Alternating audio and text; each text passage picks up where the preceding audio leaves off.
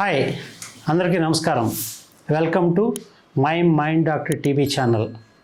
So మీ అందరినీ కూడా నా ఛానల్ వాచ్ చేయమని రిక్వెస్ట్ చేస్తూ ఈవేళ మనం మాట్లాడుకోబోయే సబ్జెక్ట్ స్ట్రెస్ గురించి. ఎందుకంటే మన సమాజంలో రోజు వినే మాట, అది చిన్నపిల్లడు దగ్గర నుంచి, అది హౌస్ వైఫ్ దగ్గర నుంచి, ఆఫీసు ఎంప్లాయీ దగ్గర నుంచి, అలాగే ఓల్డ్ ఏజ్లో ఉన్న వాళ్ళు అందరూ కూడా స్ట్రెస్ స్ట్రెస్ స్ట్రెస్. అసలు స్ట్రెస్ అంటే ఏంటి మనం డీటెయిల్గా మాట్లాడుకుంటే కనుక, స్ట్రెస్ అనేది మానసిక ఒత్తిడి. మానసిక అంటే మనకి ఇదివరకు చదువుకున్నాం మనం, ఇదివరకు నా వీడియోలో మీకు చెప్పడం జరిగింది what is brain, what is mind, what is consciousness. అలాగే మన మైండ్ ఎలా పనిచేస్తుంది, లిటిల్ ఆపరేషన్స్ గురించి కూడా మీకు చెప్పడం జరిగింది. ఇంకా ఫ్యూచర్లో మనం ఇంకా డీటెయిల్గా తెలుసుకుందాం. కానీ ప్రస్తుత సబ్జెక్ట్ మీద, స్ట్రెస్ మీద అనుకుంటే కనుక, మనం ఏదైనా ఒక ఊహించుకుని కానీ లేదా నిజ జీవితంలో జరిగినప్పుడు కానీ మనకి మన ఆలోచనలకు భిన్నంగా ఏదైనా జరుగుతుందేమో, లేకపోతే మన ఆలోచనలో ఇలా ప్రిపేర్ అయ్యొచ్చాం కానీ ఇక్కడ ఇంకోలాగా ఉంది అని మానసిక ఆందోళన చెందడం కానీ, ఇటువంటి అన్నీ కలిపితేనే మన మీద, మనసు మీద ఒక ప్రెషర్ పడుతుంది. ఆ ప్రెషర్ లోపల ఒక యాంగ్జైటీగా మారుతుంది. యాంగ్జైటీగా మారగానే మనం రకరకాల స్ట్రెస్సెస్ గురవుతుంటాం. ఇందులో బోల్డెన్ రకాలు ఉన్నాయి. స్ట్రెస్ ఆల్రెడీ అనుభవించి ఉంటే కనుక దాని పెద్ద ఎఫెక్ట్ ఉండదు, లేదా కొత్తదైతే కనుక ఇంకా చాలా ఎఫెక్ట్ ఉంటుంది, లేదా ఇంతకుముందు చాలాసార్లు అనుభవించి దానికి భయపడిపోయి కనుక మనం వెళ్తే కనుక ఇంకా ఎక్కువ ప్రభావం మన మైండ్ మీద చూపిస్తుంది. అప్పుడు ఏమవుతుందంటే మన మైండ్, మన బాడీ కూడా రకరకాల చేంజెస్ గురవుతాయి. అదే సైకాలజీ ప్రకారం ఏంటంటే, వాట్ ఈజ్ స్ట్రెస్ అంటే కనుక, stress is a process where environmental events threaten our well-being. So the process of facing that is called stress.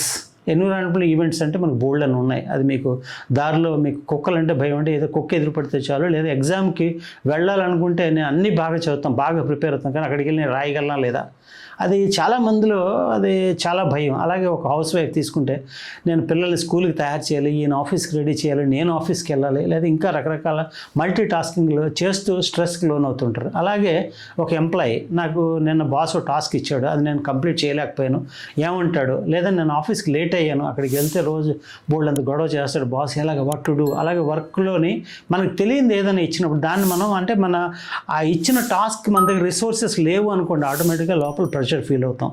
So ఇవన్నీ కూడా స్ట్రెస్సెస్కి. దీని కారణాలు ఏంటంటే మీ ఫైనాన్సెస్, లేదా ఎగ్జామ్స్, లేదా ఇంటర్వ్యూస్, లేదా డెడ్ లైన్స్, లేదా టార్గెట్స్, లేదా మీ రిలేషనల్ ప్రాబ్లమ్స్, ఆర్ మీ హెల్త్ ఇష్యూస్ కావచ్చు, ఆర్ ఎనీ అదర్ మ్యాటర్. మనం డైలీలో ఏవైతే ఫేస్ చేస్తున్నాం వాటిని మనం ఎదుర్కొనేటప్పుడు మనం ఎదుర్కొనే ఈ ప్రతిబంధకాలన్నీ కూడా మనకి స్ట్రెస్ క్రియేట్ చేస్తాయి. చేస్తే ఏమవుతుందంటే మన మైండ్ మనకి అక్కడ మూడు రకాలుగా మనకి అది ఎఫెక్ట్ అవుతుంది. ఒకటి ఫిజియలాజికల్గా అంటే ఆ స్ట్రెస్లో మనకి ఎప్పుడైతే కెమికల్స్, నెగిటివ్ కెమికల్స్ రిలీజ్ అయ్యాయో, ఎడ్రినలిన్, కార్టిసాల్, ఎపినెఫ్రైన్, నారెపినెఫ్రైన్, ఇవన్నీ ఎప్పుడైతే లోడ్స్ ఆఫ్ దెమ్ రిలీజ్ అయిపోయినాయో, అది బాడీలో కనుక దాన్ని మనం కరిగించలేకపోతే, దాన్ని ఖర్చు పెట్టలేకపోతే అది ఏమవుతుందంటే రెసిడ్యూ కింద ఉండిపోతుంది. ఆ ప్రెషర్, ఆ టెన్షన్, దాంతో మనం పని చెయ్యాలి అంటే ఏమవుతుందంటే, మీరు ఒక కారు తీసుకోండి, లేదా మోటార్ సైకిల్ తీసుకోండి, దానికి హ్యాండ్ బ్రేక్ వేసి మీరు కనుక ఎక్సలరేటర్ ఇస్తే ఏమవుతుందండి, బండి గుంజుకుని వెళ్ళాక వెళ్తూ ఉంటుంది. సేమ్ వేలో మనం కూడా ఎప్పుడైతే స్ట్రెస్లో ఉండి పని చేస్తామో ఆ పనిని సక్రమంగా చేయలేము. కారణం ఏంటంటే ఈ ఫిజియలాజికల్ ఎఫెక్ట్స్తో పాటు మనకి సైకలాజికల్ ఎఫెక్ట్స్ ఉన్నాయి, ఎమోషనల్ ఎఫెక్ట్స్ కూడా ఉన్నాయి. ఎందుకంటే stress ultimately results in either fear, anger, anxiety. అది ఫియర్ అన్నా కావచ్చు, యాంగర్ అన్నా కావచ్చు, యాంగ్జైటీ కావచ్చు. ఎప్పుడు when you are facing the negative situation, are these are the effects of your negative emotions. So అదే మనం పాజిటివ్గా ఉన్నాం అనుకోండి, ఇవేమి రావు. కానీ పాజిటివ్గా కూడా ఈ స్ట్రెస్లో ఏమన్నారంటే, ఒక టైప్ ఆఫ్ స్ట్రెస్ని యూ స్ట్రెస్ అన్నారు. యూ స్ట్రెస్ అంటే గుడ్ స్ట్రెస్. మనం ఏదైనా ఒక పని చేయాలనుకోండి, మన మోటివేషన్ ఎక్కడి నుంచి వస్తుంది? So we should get motivation to get up and do that job. అది ఒక ఎగ్జామ్ ప్రిపేర్ అవ్వడం కావచ్చు, ఇంటర్వ్యూ కావచ్చు, లేదా హౌస్ వైఫ్ పని చేసుకోవడం కావచ్చు, లేదా ఒక ఎంప్లాయీ ప్రమోషన్ కావచ్చు, లేదా ఎంప్లాయీ పెర్ఫార్మెన్స్ కావచ్చు, ఒక ఓల్డ్ ఏజ్లో ఉన్న వాళ్ళకి వాళ్ళ దైనందిన జీవితంలో ఏమైనా ప్రాబ్లమ్స్ ఉంటే కావచ్చు. ఇవన్నీ కూడా అధిగమించాలి అంటే మనకి ఒక ఎనర్జీ కావాలి, మోటివేషన్ కావాలి. అది ఎప్పుడు వస్తుంది? మనం ఒక ప్రెషర్ ఫీల్ అయినప్పుడే వస్తుంది. దాన్ని ఏంటంటే మనం ఆ ప్రెషర్ని రైట్ టైప్లో యూటిలైజ్ చేసుకున్నాం కాబట్టి దాన్ని యూ స్ట్రెస్ అన్నారు, గుడ్ స్ట్రెస్ అన్నారు. అదే కనుక మన ఆ ప్రెషర్ని ఎదుర్కొన్నప్పుడు, దాన్ని ప్రతిదానికి తడబడుతూ ఉన్నాం అనుకోండి, అదేమవుతుంది, డిస్ట్రెస్ అవుతుంది. డిస్ట్రెస్ అంటే నెగిటివ్ స్ట్రెస్ వల్ల చాలా అనర్థాలు ఉన్నాయి. అది ఫిజికలాజికల్ ఎఫెక్ట్స్ ఉన్నాయి, సైకలాజికల్ ఎఫెక్ట్స్ ఉన్నాయి, ఎమోషనల్ ఎఫెక్ట్స్ ఉన్నాయి. అవి ఇంకొంచెం డీటెయిల్గా మనం తర్వాత మాట్లాడుకుందాం.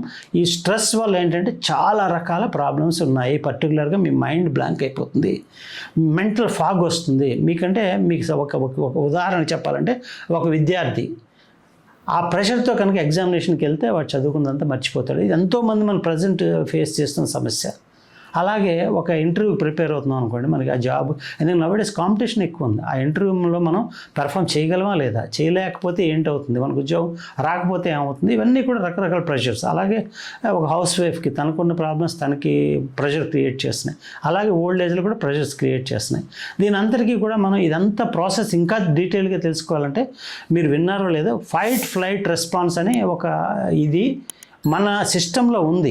దాని గురించి మనం సెపరేట్గా ఒక వీడియో చేసుకుందాం.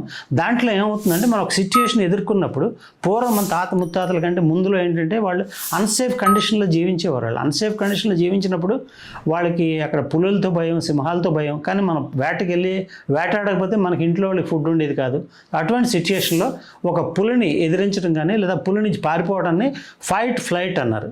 ఫైట్ అంటే దాంతో ఫైట్ చేయడం లేదా పారిపోవడం.